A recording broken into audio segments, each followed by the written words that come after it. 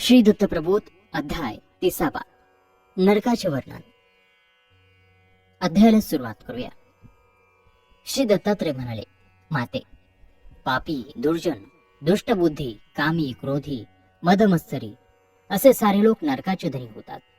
हिंसक, निंदक, घातक, मलिन, कुमती, दुर्जन हा पण नरकाचा वाटेकरी होतो.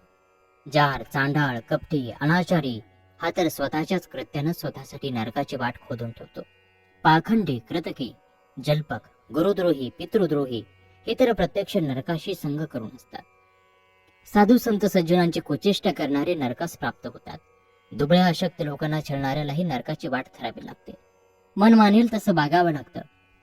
सर्व धर्माचरणाचे नियम धुडकावून लावून वरिष्ठांच्या आज्ञा उल्लंघून इंद्रिय भोगांना लालचावलेली नरकात जातो. असा नरक असतो ज्याच्या सत्तेने इंद्रिय व्यापार करतात. शरीराचं चलनवलन होतं. देहात प्राणवायू खेळून शरीराचं भरण पोषण करतो. मानवानं मानले तसे देव उदंड आहेत. ते स्वर्ग, मृत्यू आणि पाताळात राहतात. जीव मात्र त्याची पूजा करतात. फलाची इच्छा करून आदरानं उपासना करतात. पण काही देवांची उपासना केली नाही तर ते पेडतात आणि जीव मात्राला दुःख देतात. प्रसन्न झाले की माईक नाशवंत फळ पदरात टाकतात. ते अविनाशी फळ देत नाहीत. भवपाशातून आपली सोडवणूक करत नाहीत.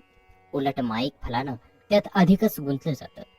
सगळ्या जीव देवाची उत्पत्ती ही उत्पत्ती, स्थिती आणि लय निर्माण करण्याच्या शक्तीतूनच होते. ब्रह्मा, विष्णू आणि महेश हे सगळं देवाधिदेवांचे देव. पण या ईश्वरांचाही जो ईश्वर सर्वेश्वर तो निराळाच आहे. वेदशास्त्रे त्याचं वर्णन करतात. तो सर्वात्मा, सर्व व्यापक आहे. सर्व देवांचा देव आहे.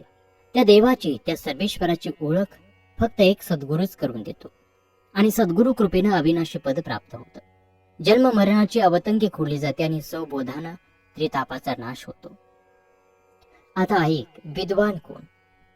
ज्यानं शास्त्र पुराण श्रुती स्मृतीचं अध्ययन केलं आहे, दशग्रंथादी व्याकरण अभ्यासलं आहे, नानाविध ग्रंथाचं पठण केलं आहे, स्वरमात्रा, वर्ण, व्यंजनोक्ती, ऱ्हस्व, दीर्घ, लिंग, वचन यांचा सखोल अभ्यास केला आहे, अंतर्बाह्य त्यानं जाणलं आहे, 1464 विद्या, यंत्रतंत्रादी मंत्र कला जो जाणतो, पण जो अतिशय नम्र आहे, उपासक आहे, शांत आहे, विरक्त आहे, सदैव उदार भेदरहित असा आहे, निर्द्वंद्व निरअहंकारी आहे, जो सर्वांनाच समसाम्य दृष्टीने पाहतो, तोच खरा विज्ञान.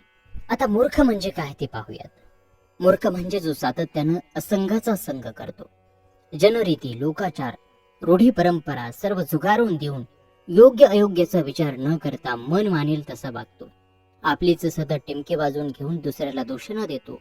त्याची उणीदुणी काढतो. आपली लायकी समजून न घेता थोरा मोठ्याशी वरमटपणानं वाद घालतो.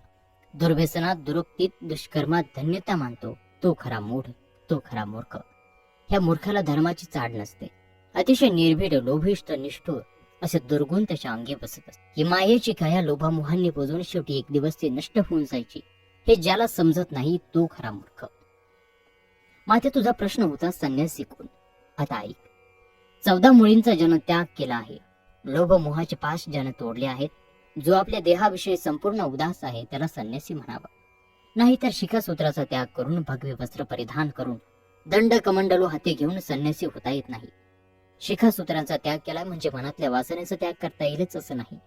अंतराचं दंडन करणं जमेलच असं नाही. उलट काहींच्या वासना उफाळतात.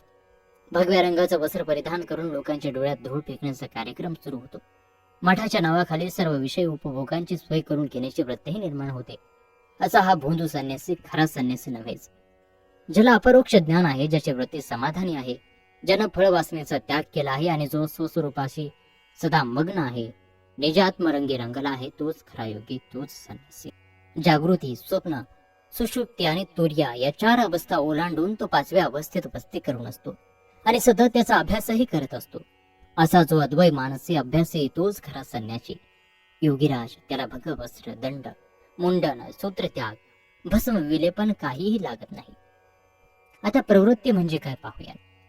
प्रवृत्ती म्हणजे लोकाचार, देश, काळ, वर्तमान यांचं विवेकानं आचरण करणं म्हणजे प्रवृत्ती. तर निवृत्ती म्हणजे आत्मविचार. प्रवृत्तीमध्ये कुठलीही गोष्ट सारासार विवेकानं हित अनहिताचा विचार करून, आचार अनाचार यांचा निर्धार करून ठरवलेली असते. 2 गोष्टींमधली कोणती गोष्ट चांगली, कोणती वाईट हे ठरवता येण्याची कुवत प्रवृत्ती संपादनात असते. निवृत्ती म्हणजे स्वकर्मात निपुण असते.